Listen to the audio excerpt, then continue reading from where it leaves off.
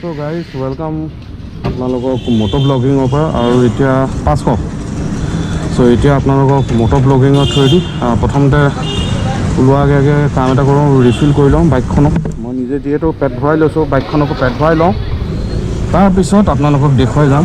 আৰু ইয়াত মাজুলীত তেলৰ দাম হ'ল 90.63, মানে যথেষ্ট দাম ইয়াত আৰু দেই। আৰু মই যিমানবাৰ যিকেইটা মানে সত্ৰত গৈছোঁ চবতে দেখিছোঁ পুখুৰী আছে, তেখেতসকলৰ নিজাববীয়াকৈ পুখুৰী আছে, ইয়াতো পুখুৰী আছে।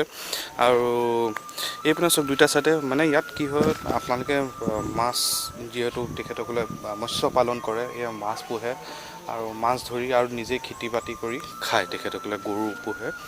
আৰু এইপিনে যাওঁ, তেখেতসকলৰ লগত অকণমান কথা পাতিবলৈ চেষ্টা কৰোঁ।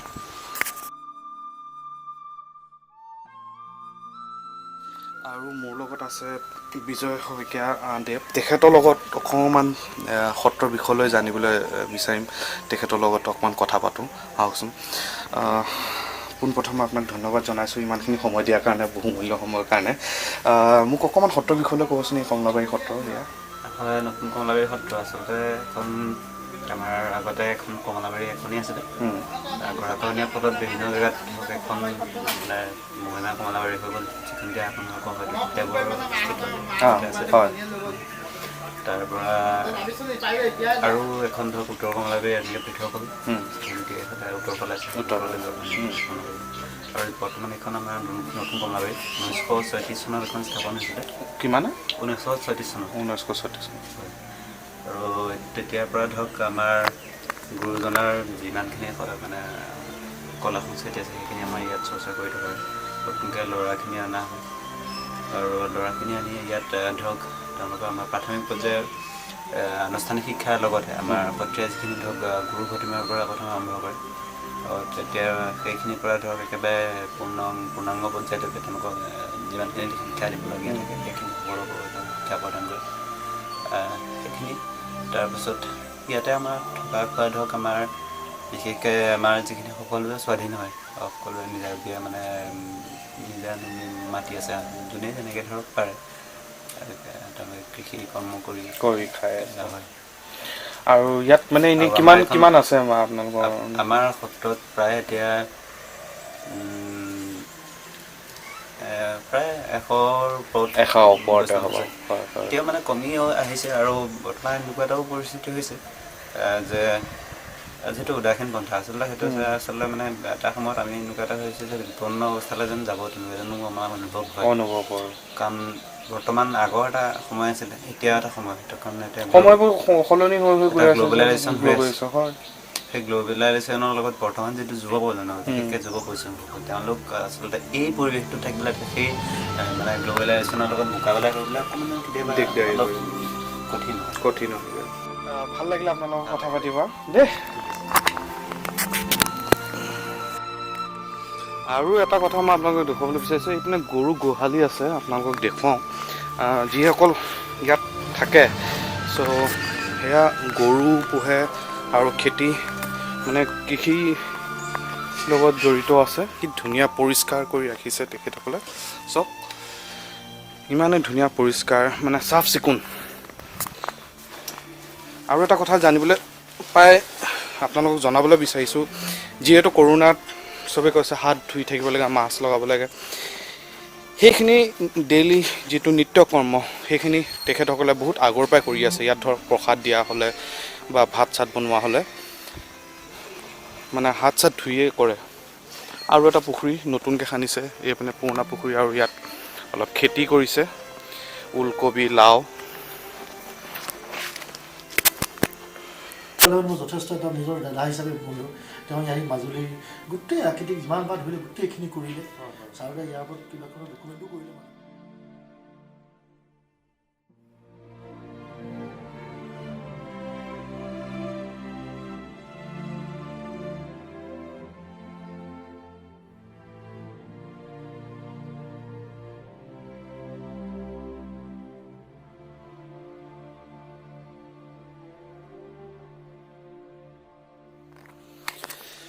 এয়া দেখিলে, এতিয়া মই সত্ৰৰ ভিতৰত আহি পেলাই তেখেতৰ লগত কথা পাতিলোঁ, ইমান ধুনীয়াকৈ চাহ খোৱালে আৰু চাহ তাহ খাই ভাল লাগিলে, বহুত কথা জানিলোঁ সত্ৰৰ বিষয়লৈ আহক আপোনালোকৰ আৰু তেখেত বৰ মৰমীয়াল আৰু ইয়াত দেখা আছে পূজা পাঠ সত্ৰ অধিকাৰী নাৰায়ণ চন্দ্ৰ গোস্বামী প্ৰভু তেখেত এতিয়া ইয়াৰ উত্তৰাধিকাৰী হৈ আছে।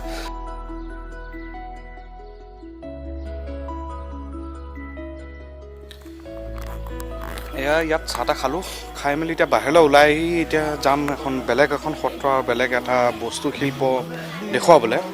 আৰু এতিয়া নকওঁ, চাই থাকক ভিডিঅ'খিনি। মোৰ লগত আছে দুজন ভাইটি মৰম লগা, ইউটিউবত আহিব বোলে ভিডিঅ'ত। কি নামটো কৈ দিয়া। নমস্কাৰ, মই আছোঁ হিমান্ত শইকীয়া। হিমান্ত শইকীয়া। আৰু এজন আছে, নামটো কৈ দিয়া তোমাৰ। নমস্কাৰ, মই আছোঁ নবীন ডেকা। নবীন ডেকা। কোন শ্ৰেণীত আছা? কোন শ্ৰেণীত পঢ়ি আছা? মই এবাৰ চতুৰ্থ। তুমি চতুৰ্থ। কোন আছা? মই এতিয়া চতুৰ্থ। চতুৰ্থ হয় নেকি? আজি স্কুল আছিলে নাই? স্কুল আজি আছিলোঁ। বাহ বাহ। এতিয়া তোমালোকৰ ইউটিউবত আহিব, ৰেকৰ্ডিং কৰি লৈছোঁ, চাবা তেতিয়া গম পাবা দেই।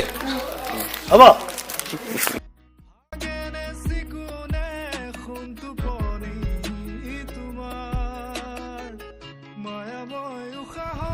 ত' এয়া মই আহি পালোঁহি চামগুৰি সত্ৰ, আৰু দেখিছে এইটো আছাম টুৰিজিমৰ হেৰি হয়, আণ্ডাৰত আছে মানে আছাম টুৰিজিমৰ মানুহ আহে। আৰু ইয়াত যিটো হয় মুখা শিল্পী, সেই মুখা শিল্পী আপোনালোকক এতিয়া মই দেখুৱাম। আৰু এনেকেই যিহেতু আহি পালোঁ চামগুৰি সত্ৰত, আৰু মই যেনেকৈ আপোনালোকক কৈ আছিলোঁ যে আপোনালোকক এটা বস্তু দেখুৱাম। চ' সেই বস্তু হ'ল ইয়াত মুখা তৈয়াৰ কৰা হয়। ভাওনাত যেতিয়া মুখা পিন্ধা হয়, সেই ভাওনাৰ কাৰণে মুখা তৈয়াৰ কৰা হয়। আৰু বহুত দিনৰ এটা আশা আছিলে যে মই হেমচন্দ্ৰ গোস্বামী ছাৰক লগ কৰিম এবাৰ, আৰু সেয়েহে আজি তেখেতক ঘৰত আহিছোঁ আৰু তেখেতক এতিয়া এবাৰ লগ কৰোঁ বোলো।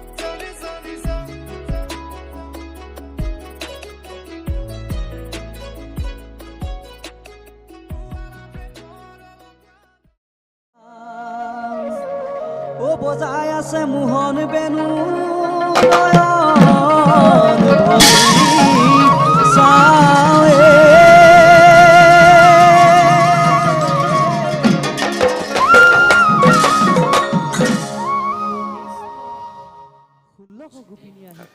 মুখাকলা অসমৰ এক প্ৰাচীন সংস্কৃতি, আৰু এই সংস্কৃতি মহাপুৰুষ শ্ৰীমন্ত শংকৰদেৱে প্ৰথম ভাওনাত, তেখেতৰ সেই প্ৰথম ভাওনাখনেই চিহ্ন যাত্ৰা, আৰু চিহ্ন যাত্ৰাতেই মুখাকো ব্যৱহাৰ কৰি ভাওনাত বিশেষভাৱে মুখাক এটা স্থান দিলে। কিয়নো মানুহৰ নিজে মুখে অপাৰক চৰিত্ৰবিলাক মুখাৰ যোগেদি অভিনয়ত ব্যৱহাৰ কৰি দেখুৱালে সেই চিহ্ন যাত্ৰাতে। আৰু তাৰ পাছত সেই গুৰুজনাৰ ভাওনা গোটেইখিনি সত্ৰসমূহে ধৰি ৰাখিলে। তাৰে অন্যতম সত্ৰ এখন চামগুৰি সত্ৰ, আৰু সত্ৰখন 1663 প্ৰতিষ্ঠা, আৰু প্ৰতিষ্ঠা কালৰ পৰা সেই মুখা সজা বিদ্যাটো এটা পৰম্পৰা হিচাপে ৰৈ গ'ল। আৰু সেই পৰম্পৰাটো এনেকুৱা যে দেউতাকৰ বিদ্যা নিজৰ পিতেকক শিকাইছিল, আৰু পিতেকে নিজৰ আকৌ পিতেকক শিকোৱা যিটো গুৰুকুল বিদ্যা, সেই বিদ্যা হিচাপে এতিয়ালৈকে চলি আছিল যদিও যথেষ্ট মুখা শিল্পই এতিয়া আৰু এটা সমাজৰ আদৰ হ'বলৈ স্থান পালে। যি এটা প্ৰদৰ্শন, সেই প্ৰদৰ্শনৰ ক্ষেত্ৰতো ভূমিকা আছে, বিশেষকৈ এক্সিবিশ্যন। সেইখনে হ'ল লণ্ডনৰ ব্ৰিটিছ মিউজিয়াম, য'ত আমাৰ অসমৰ বৃন্দাবনী বস্ত্ৰখন আছে। এই বস্ত্ৰখনৰ আধাৰত 2016 চনত প্ৰদৰ্শনী হ'ল, আৰু সেই প্ৰদৰ্শনী বিশ্ববাসী দেখা পালে, দৰ্শকসকলে চাইছে, আৰু দেশ বিদেশৰ মানুহে চাইছে। আজি এই চৰিত্ৰটো কেতিয়াও সম্ভৱ হৈ নুঠে নিজৰ মুখে, যিহেতু গুৰুটো মুখত পিন্ধে, আৰু পিন্ধাৰ লগে লগে সি ভাৱ দিব পাৰে। যেতিয়া কথা ক'ব তেতিয়াও মুখাই কথা ক'ব। আচ্ছা, গৌৰৱ এয়া হ'ল পুতনা, এয়া মুখত পিন্ধি লৈ অভিনয় কৰিব পাৰে। আচ্ছা, ইয়াত চকুৰ মানে হেৰি হয়। আগতে নতুন সংযোগ ইয়াত দিয়া হৈছে, আৰু মুখাই যথেষ্ট আগবাঢ়িবলৈ সক্ষম হৈছে, গতি কৰিছে। জটায়ু এয়া। আচ্ছা, এইটো কাগজ দিয়া আছে ন ভিতৰত? কাগজ দিয়া আছে।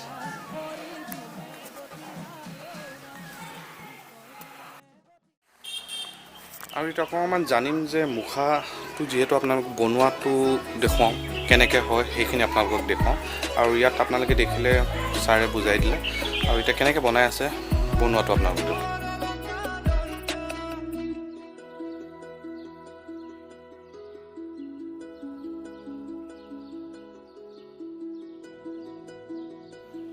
ইয়াক হেৰি কিহৰ মুখা বনাই আছে এইটো গৰুদ্দ হয় ন আৰু ইয়াত কি কি ব্যৱহাৰ কৰা হয় ইয়াত প্ৰথমে বাঁহৰ কাঠি হয় তাৰ ওপৰত আপোনাৰ এয়া কুমাৰ মাটি আচ্ছা কুমাৰ মাটিৰ লগত কটন কাপোৰ মিলাই লৈ সানি লৈ পেলাই ইয়াত এই প্ৰথম লেপটো দিয়া হ'ল তাৰপৰা এইটো শুকোৱাৰ পিছত পুনৰ এই গোবৰ আৰু এই কুমাৰ মাটি 3 ভাগ গোবৰ আৰু 1 ভাগ কুমাৰ মাটি মিক্স কৰি ইয়াৰ এটা পেষ্ট বনাই ইয়াৰ এই চেহেৰাখিনি দিয়া হৈছে আমি হেমচন্দ্ৰ গোস্বামী ছাৰৰ ঘৰৰ পৰা ওলাওঁ আৰু ওলাই এতিয়া আপোনালোকক লৈ যাম এখন বেলেগ এখন সত্ৰলৈ আৰু বলক যাওঁ আৰু সত্ৰখন হ'ল দক্ষিণপাট সত্ৰ চাই থাকক ভিডিঅ'টো আৰু কেনেকৈ পাইছে এটা জনাব ভাল লাগিব আপোনালোকে যদি লাইক কৰে কমেণ্ট কৰে এটা উৎসাহ পাম তো বলক এতিয়া যাওঁ আমি দক্ষিণপাট সত্ৰত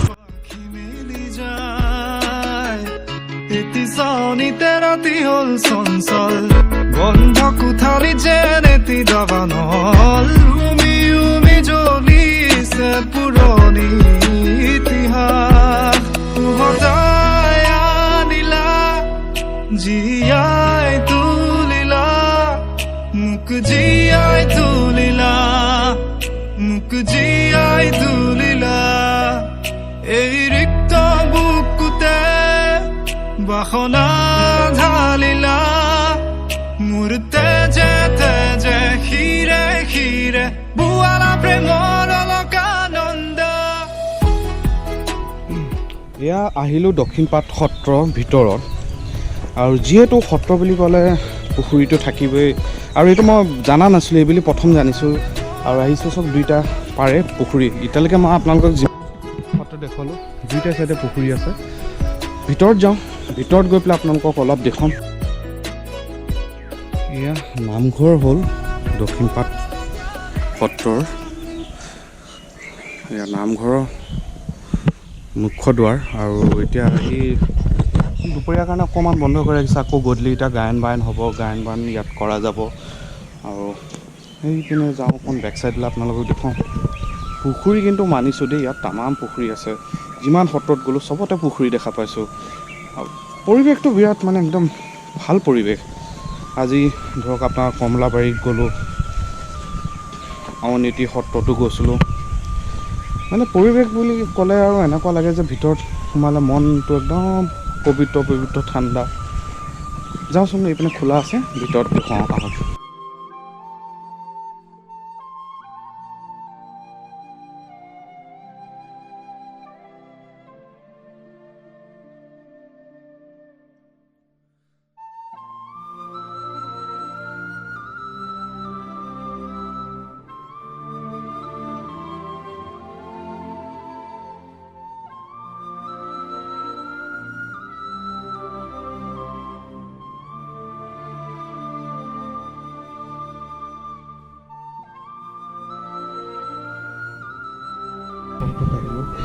মোক অলপ ভাল পালে তেখেতসকলে চাহ দিছে চাহ পুৰি আৰু ইয়াত মহাপ্ৰভু ভোগ ইয়াত খাবলৈ পাইছোঁ ভাল লাগিছে এয়া আমি এতিয়া ওলাওঁ দক্ষিণপাট সত্ৰৰ পৰা আৰু ওলাই গৈ অকণমান ফটো ছেশ্যন কৰিম ক'ত কৰিম এতিয়া যেনেকৈ ৰাতিপুৱা সময়ত দেখুৱাইছিলোঁ পৰিভ্ৰমী চৰাইবিলাক আছিলে তাৰে অকণমান দুখনমান ফাইল আছিলে আপোনাৰ